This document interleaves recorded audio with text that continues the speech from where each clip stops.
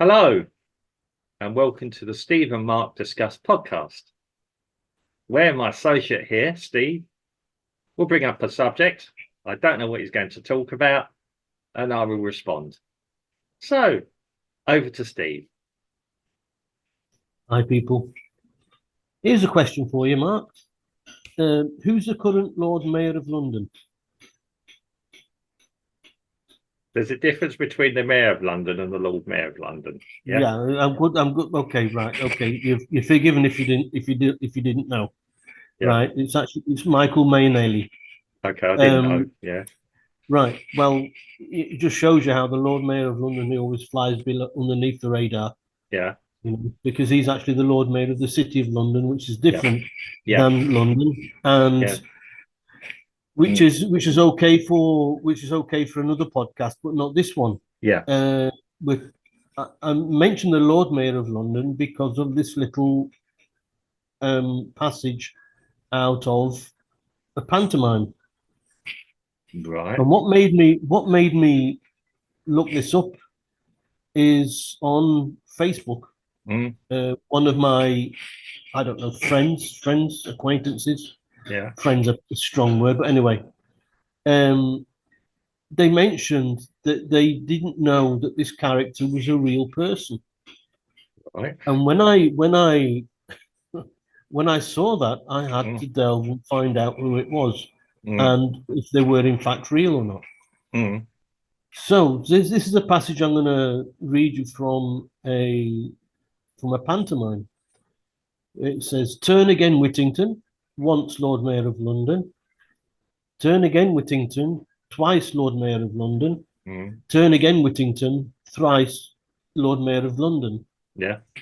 And that, of course, is from the pantomime Fiddler on the Roof, which it isn't, of course. It's from Dick Whittington and his cat.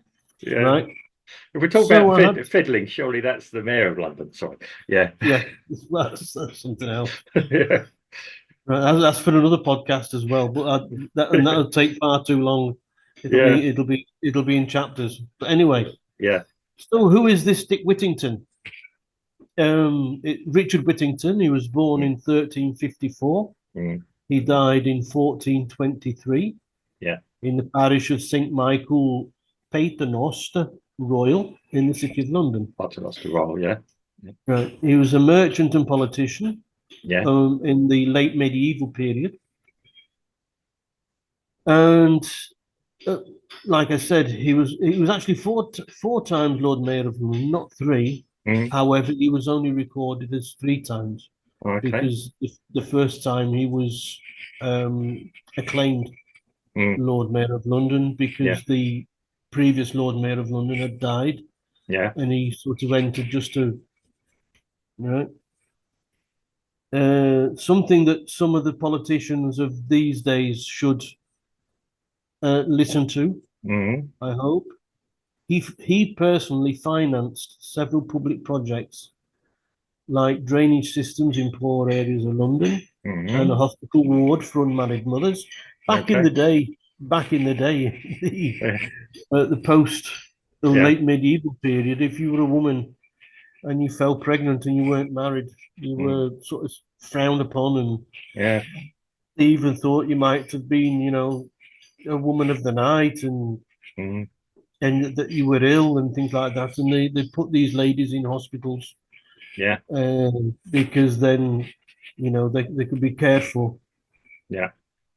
He left his fortune. He had a fortune. Yeah. To form the charity of Sir Richard Whittington.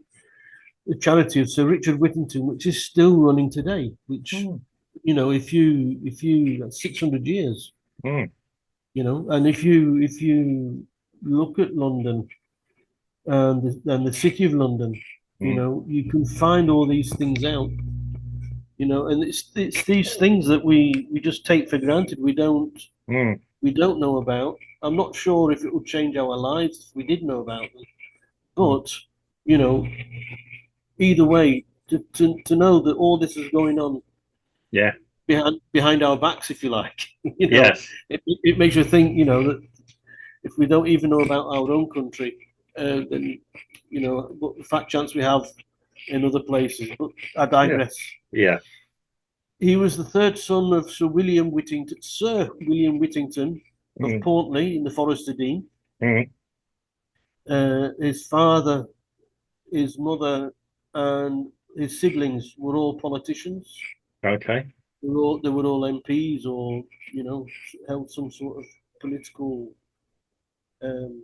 post. And as he was the youngest son of his parents, he wasn't able to inherit his father's money when his father died. There was a law back then that the youngest couldn't, had to fend for himself. And so they sent him to London, which was about 2 years, before his father's death. Right. He was sent to London to learn to become a merchant, and he Okay. imported silks, satins, and velvets, which is sold to royalty and the rich. Over a 2-year period, he sold to King Richard II this produce for £3,500 over 2 years, which back then, if it was in today's money, it would be £3,200,000 pounds, because of inflation and things. Yeah. Which makes us ask, the inflation over the years, over the 600 years, it's gone up 10,000, more than 1,000%. Yeah. Value of And he money. also and he began money lending in 1388. In 1397, he was proclaimed, like I said, he was proclaimed Lord Mayor of London. That was after the death of the guy. Yeah. And it's also seen that he was Lord Mayor of London in 1406 and 1419. This was after elections. Yeah. They were elected. During his life, he was one of these guys, which up until the turn of this last century, a lot of big businessmen, they used to spend their money on public projects. Henry Ford, in the States, and the what's the Scottish guy called? He escapes my mind, but a huge businessman. It'll come back to me. Halfway through this podcast or in the next podcast, I'll tell you who it is. Yeah.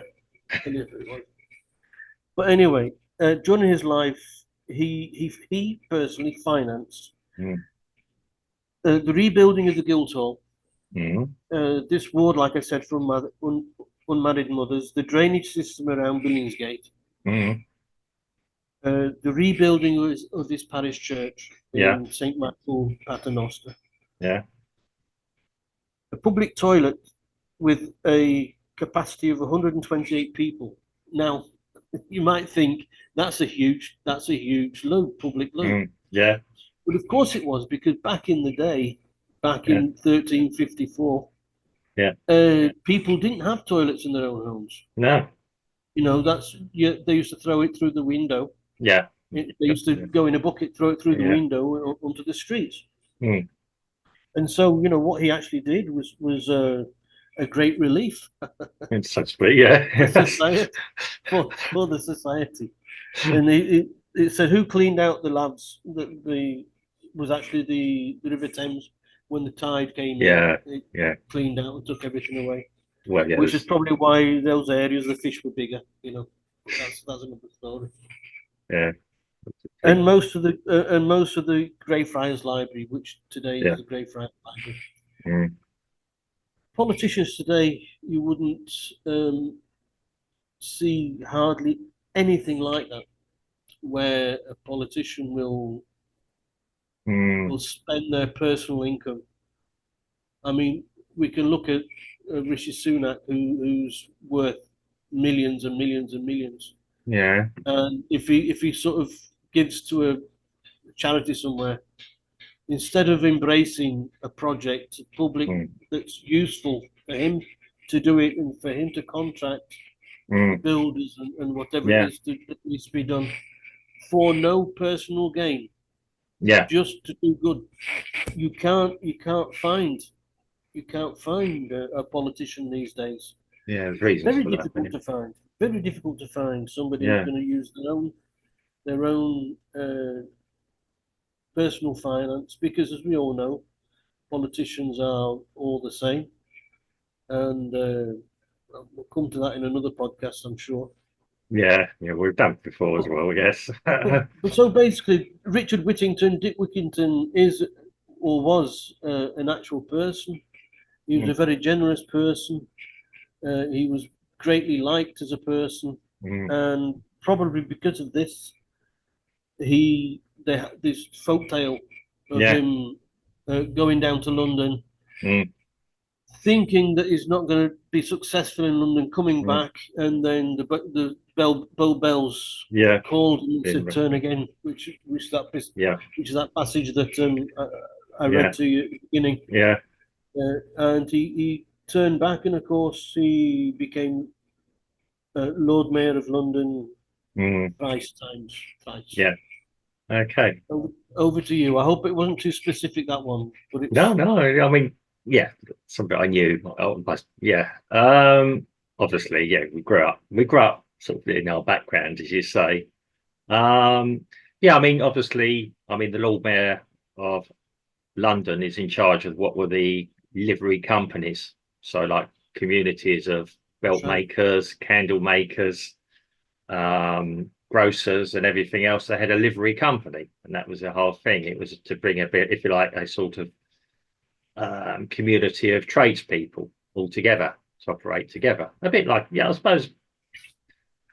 Yeah, I'm with you. I'm with you. yeah, I suppose it's a little bit, yeah, yeah. Well, like a trade conference thing. Yeah, people could talk to each other, meet each other. Yeah, good idea. Yeah, now obviously the famous stage play or pantomime about Dick Whittington. Yeah, we saw as a kid, years ago. I can't remember too much. I remember there being a cat involved and some other characters, and yeah, The cat. They said that there's no evidence of him actually yeah, having a cat. However, there was a rumor that he had a cat, and it was a mm, good ratter.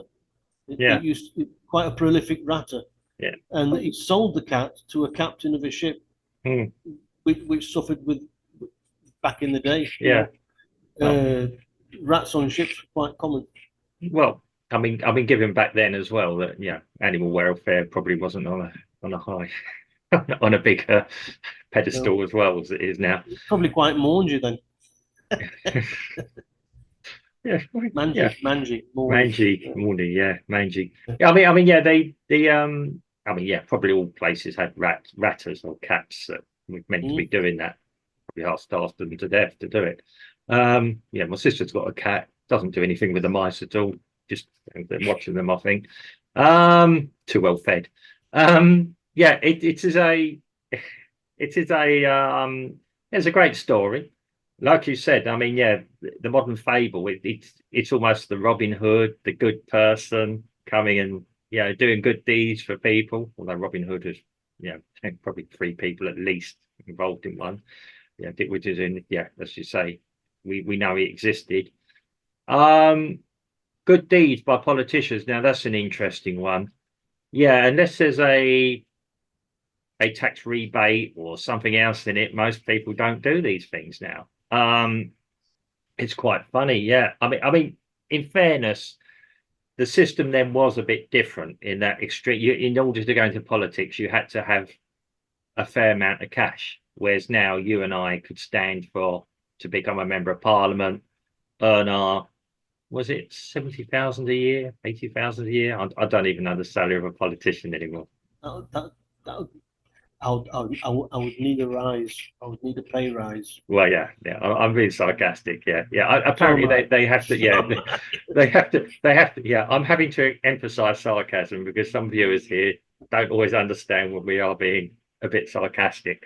Yeah. Now a lot of MPs' salaries, remember, goes into paying for their their offices and their constituencies and everything else like this. Yeah, so yeah, let's be fair to the politicians. Let's play devil advocate.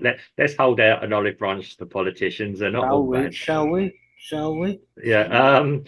Yeah. About mine at the moment. Yeah. Yeah. Talking about ships and rats abandoning. Yeah. Yeah. Anyone who doesn't know about UK politics at the moment, there's many politicians are not standing at the next general election. So it's kind of, yeah, abandoning the sinking ship, as it were, which rats do.